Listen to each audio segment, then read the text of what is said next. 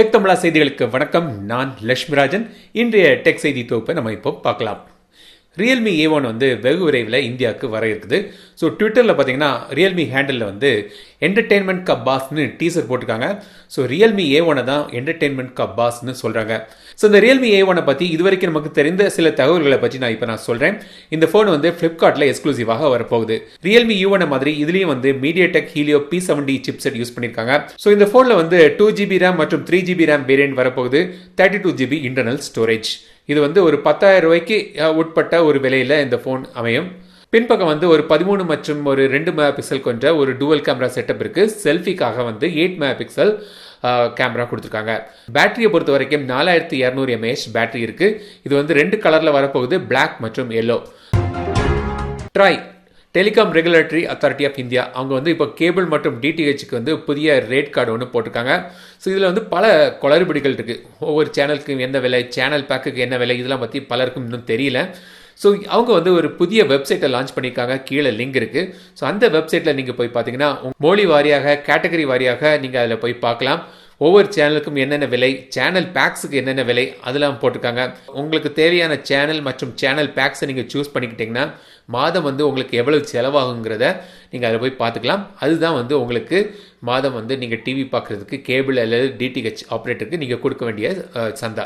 So உங்களுக்கு எவ்வளவு செலவாகுங்கிறத rate கார்டை போய் நீங்கள் அதில் போய் பார்த்துக்கலாம். உங்களுக்கு பிடித்தமான சேனல் பேக்கை நீங்கள் சூஸ் பண்ணிக்கிட்டால் உங்களுக்கு மாதம் எவ்வளவு கேபிள் அல்லது டிடிஹெச் சார்ஜ் வருங்கிறத போய் தெரிஞ்சுக்கலாம். ஸோ லிங்க் கீழே இருக்குது, பாருங்கள். பல ஊர்கள் அல்லாட்டி நீங்கள் வெளியூர் எங்கேயா போகிறீங்க, அங்கே சிக்னல் இல்லை, இன்டர்நெட் சிக்னல் இல்லைன்னா BSNL வந்து பார்த்தீங்கன்னா பி பவுண்டுங்கிற ஒரு பிரெஞ்சு நிறுவனத்துக்கு கூட ஒரு கூட்டணி சேர்ந்துருக்காங்க. ஸோ அதாவது நீங்கள் இன்டர்நெட்டே இல்லாத ஒரு இடத்துல வந்து உங்களுக்கு இன்டர்நெட் அக்சஸ் பண்ணணும், சில வெப் ஆப்ஸ் நீங்கள் அக்சஸ் பண்ணணும்னா ஒரு SMS அனுப்புனா போதும். அந்த எஸ்எம்எஸை நீங்கள் குறிப்பிட்ட எண்ணுக்கு நீங்கள் SMS அனுப்புனா உங்களுக்கு வந்து அந்த ஆப்பை நீங்கள் அக்சஸ் பண்ண முடியும். இன்டர்நெட் இல்லாத இடத்துலையும் கூட நீங்கள் அக்சஸ் பண்ண முடியும். அந்த SMS மட்டும் போச்சுன்னா போதும், அப்போ உங்களுக்கு அந்த ஆப்பை நீங்கள் அக்சஸ் பண்ணலாம். இந்த மாதிரி ஒரு செயல்பாடை வந்து BSNL வந்து பி பியாண்டுங்கிற ஒரு பிரெஞ்சு கம்பெனி கூட சேர்ந்து கொண்டு வர இருக்காங்க. ஸோ வெகு விரைவில் நீங்கள் SMS மூலமாக நீங்கள் இன்டர்நெட் அக்சஸ் பண்ணலாம். இப்போ உங்ககிட்ட ஒரு ஃப்ளாக்ஷிப் ஸ்மார்ட் ஃபோன் இருக்குது, அதாவது கேலக்ஸி சீரீஸில் உள்ள கேலக்ஸி S9, S10 இல்லாட்டி நோட் இந்த மாதிரி ஒரு ஃபோன் இருக்குது. அதில் வந்து ஒயர்லெஸ் சார்ஜிங் சப்போர்ட் இருக்குதுன்னு நினச்சிங்கன்னா இப்போ Huawei வந்து ஒயர்லெஸ் சார்ஜர் ஒன்று இந்தியாவில் அறிமுகப்படுத்திருக்காங்க. இதோட விலை வந்து 4000 ரூபா. ஸோ இந்த சார்ஜர் மூலமாக நீங்கள் உங்களோட ஒயர்லெஸ் சார்ஜிங் சப்போர்ட் உள்ள ஃபோனை நீங்கள் சார்ஜ் பண்ணலாம். ஸோ இது வந்து உலகிலேயே ஃபாஸ்ட்டாக சார்ஜ் ஆகக்கூடிய ஒரு ஒயர்லெஸ் சார்ஜ்னு சொல்கிறாங்க. 15 வாட்ஸ் சார்ஜர் இதில் இருக்குது.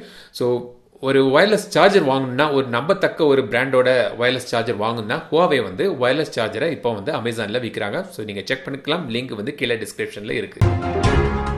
இப்போ உங்கள் எலக்ட்ரிசிட்டி பில் வந்து தொலைஞ்சு போச்சுன்னா கவலைப்பட தேவையில்லை. உங்கள் வாட்ஸ்அப் மூலமாகவே வந்து நீங்கள் டூப்ளிகேட் பில்லை வந்து அக்சஸ் பண்ணலாம். ஆனால் இப்போதைக்கு வந்து இது டெல்லியில் தான் கொண்டு வந்திருக்காங்க. ஸோ டெல்லியில் உள்ள சில குறிப்பிட்ட 2 ஏரியாவில் வந்து சவுத் டெல்லி மற்றும் ஈஸ்ட் டெல்லியில் வந்து அவங்க வாட்ஸ்அப் அனுப்பினா போதும். BSES அதாவது அவங்களோட ஸ்டேட் எலக்ட்ரிசிட்டி டிபார்ட்மெண்ட்டுக்கு ஒரு பர்டிகுலர் எண்ணுக்கு நீங்கள் வாட்ஸ்அப் அனுப்பினா போதும், உங்கள் டூப்ளிகேட் பில் வந்து அங்கே வந்துடும். வெகு விரைவில் மற்ற ஊர்களுக்கும் இந்த சேவை வரும்னு நினைக்கிறேன். ஏன்னா ரொம்ப ஈஸி இல்லையா. பலரும் எதிர்பார்த்து கொண்டிருக்கிற ரெட்மி நோட் 7 வந்து வெகு விரைவில் இந்தியாவுக்கு வர இருக்குது. ஸோ இன்னைக்கு வந்து மனுகுமார் ஜெயின் மீ இந்தியாவோட ஹெட் வந்து ட்விட்டரில் வந்து கம்மிங் சூன்னு ஒரு பதிவு போட்டிருக்காங்க. ஸோ வெகு விரைவில் ரெட்மி நோட் 7 வந்து இந்தியாவுக்கு வர இருக்குது. ஸோ இந்த ஃபோனை பார்த்தீங்கன்னா இதோட சிறப்பம்சம் வந்து 48 மெகா பிக்சல் சென்சர் கொண்ட கேமரா வந்து இந்த பின்பக்கம் இதில் கொடுத்துருக்காங்க. கிளாஸ் பாடியில் கிரேடியன்ட் ஷேடில் இது வந்து இப்போ கொண்டு வந்திருக்காங்க. பார்க்க வந்து இப்போ உள்ள ட்ரெண்டிங்கில் இருக்கிற மாதிரி நல்லாவே இருக்குது இந்த ஃபோன். இந்த ஃபோனோட மற்ற ஸ்பெசிஃபிகேஷன் பார்த்தீங்கன்னா இதில் வந்து 6.3 inch டிஸ்பிளே இருக்குது. வாட்டர் ட்ராப் நாச்சோடி ஃபுல் HD+ டிஸ்பிளே இதில் கொண்டு வந்திருக்காங்க. 4000 mAh பேட்டரி இருக்குது. ஸ்னாப்டிராகன் 660 இது வேலை செய்யுது. 6GB ரேமும் இதில் இருக்குது. ஸோ இந்த ரெட்மி நோட் 7 வெகு விரைவில் இந்தியாவுக்கு வர இருக்குது. இப்போ நீங்கள் வந்து சாம்சங்கோட கேலக்ஸி J7 Max இல்லாட்டி ஆன் மேக்ஸ் ஃபோன்கள் நீங்கள் யூஸ் பண்ணுறீங்கன்னா உங்களுக்கு வந்து இப்போ ஆண்ட்ராய்ட் 8.0 சாம்சங்கோட புதிய எக்ஸ்பீரியன்ஸ் UI அப்டேட் வந்து வர இருக்குது. ஸோ நீங்கள் செக் பண்ணி பாருங்கள். சிஸ்டமில் போய் உங்கள் சிஸ்டம் அப்டேட்டில் பாருங்கள். இந்த அப்டேட்டை வந்து அவங்க ரோல் அவுட் பண்ணிட்டு இருக்காங்க. OnePlus 5 அல்லது OnePlus 5T நீங்கள் யூஸ் பண்ணுறீங்கன்னா உங்களுக்கு வந்து Oxygen OS 9.0.3 அப்டேட் வந்து ரோல் அவுட் பண்ணிட்டு இருக்காங்க. ஸோ இந்த அப்டேட்டில் வந்து என்னென்ன ஃபீச்சர்ஸ் இருக்குன்னு இப்போ நம்ம பார்க்கலாம். இதில் வந்து அந்த கனெக்டிவிட்டி இஷ்யூ அதை வந்து ஃபிக்ஸ் பண்ணியிருக்காங்களா. மற்றபடி smart stability for sound settings கொண்டு வந்திருக்காங்க. டிஸ்பிளே வந்து ஆப்டிமைசேஷன் பண்ணியிருக்காங்க. இந்த 4G வோல்டியோட டாகிள் ஒன்று கொண்டு வந்திருக்காங்க. காஸ்டிங் பண்ணும்போது இந்த ரேண்டம் ரீபூட் ஆகக்கூடிய விஷயங்களையும் இதில் வந்து ஃபிக்ஸ் பண்ணியிருக்காங்க. ISRO வந்து இன்னைக்கு வந்து 2 சேட்டலைட்டை வந்து லான்ச் பண்ணியிருக்காங்க. ஒன்று வந்து DRDOவோட மைக்ரோசாட் ஆர், இன்னொன்று வந்து கலாம் சாட். இந்த கலாம் சாட் வந்து பார்த்தீங்கன்னா மாணவர்கள் வடிவமைத்த ஒரு சேட்டலைட். சென்னையை சேர்ந்த சில மாணவர்கள் வந்து ஸ்பேஸ் கிட்ஸ் இந்தியான்னு ஒரு பிரைவேட் ஆர்கனைசேஷன் இருக்கு. அவங்க வந்து மாணவர்களை ஊக்குவித்து வந்து ஒரு சேட்டலைட்டை இதை வடிவமைச்சிருக்காங்க. ஸோ இந்த சேட்டலைட்டை வந்து ISROவில் அனுப்புகிறாங்க. உலகத்திலேயே கொஞ்சம் சிறிதான ஒரு சேட்டலைட்னு சொல்லலாம். இது வந்து ஒரு 1.26 கிலோகிராம் தான். மற்றபடி வந்து ஒரு 12 லட்சத்தில் இந்த சேட்டலைட்டை இந்த மாணவர்கள் வடிவமைச்சிருக்காங்க. இது வந்து மாணவர்களை ஊக்குவிக்கிறதுக்காக ISRO வந்து இதை ஃப்ரீயாக வந்து சேட்டலைட்டில் லான்ச் பண்ணுறாங்க. ஆனால் இதில் மெயினாக அனுப்பக்கூடிய அந்த சேட்டலைட் வந்து பார்த்தீங்கன்னா மைக்ரோசாட் ஆர். இது வந்து டிஃபென்ஸுக்காக இந்த சேட்டலைட்டை அனுப்புகிறாங்க. ஸோ மேலே வந்து ஹை ரெசல்யூஷனில் படம் எடுக்கலாம். அது வந்து டிஃபென்ஸ் பர்பஸ்க்காக யூஸ் பண்ணலாம். ஸோ இந்த 2 சேட்டலைட்டையும் ISRO இன்னைக்கு ஸ்ரீஹரிகோட்டாவிலிருந்து அனுப்புகிறாங்க. ரெட்மி நோட் 3 வந்து 2016 லான்ச் பண்ண ஒரு டிவைஸ். இந்த டிவைஸை நீங்கள் யூஸ் பண்ணியிருக்கீங்கன்னா இதுக்கு வந்து அப்டேட் வந்து இன்னைக்கு கொடுக்காங்க. இது வந்து ஃபைனல் அப்டேட் சொல்கிறாங்க. ஸோ இது வந்து பார்த்தீங்கன்னா MIUI 10.2. இது வந்து மார்ஷ்மெலோ பேஸ் பண்ணிய MIUI 10.2 அப்டேட் வந்து இந்த ரெட்மி நோட் 3க்கு கொடுக்குறாங்க. ஸோ 2016 லான்ச் பண்ண டிவைஸுக்கு கடைசியாக ஃபைனல் அப்டேட் இது. விவோ வந்து பார்த்தீங்கன்னா போன வருடம் வந்து விவோ அபெக்ஸ்னு ஒரு ஃபோனை கொண்டு வந்திருந்தாங்க. அதில் வந்து செல்ஃபி பாப்அப் கேமரா கொண்டு வந்திருந்தாங்க, in display finger print sensor கொண்டு வந்தாங்க. அதே தழுவி தான் அடுத்தது விவோ நெக்ஸ்ட் வந்தது பாப்அப் கேமரா ஓடி. ஸோ அதை மாதிரி இந்த வருடமும் வந்து ஒரு விவோ அபெக்ஸ் ஃபோனை வந்து கொண்டு வந்திருக்காங்க. இதுவும் வந்து ஒரு கான்செப்ட் ஃபோன். எங்களால் இதெல்லாம் முடியும், இதை வச்சு நாங்கள் இனி வருங்காலத்தில் புதிய ஃபோன்கள் கொண்டு வர இருக்கிறோங்கிறத காண்பிக்கிறதுக்கான ஒரு கான்செப்ட் ஃபோன் இது. ஸோ இந்த புதிய ஆப்பெக்ஸ் ஃபோனில் வந்து பார்த்தீங்கன்னா போர்ட்ஸ் எதுவும் கிடையாது.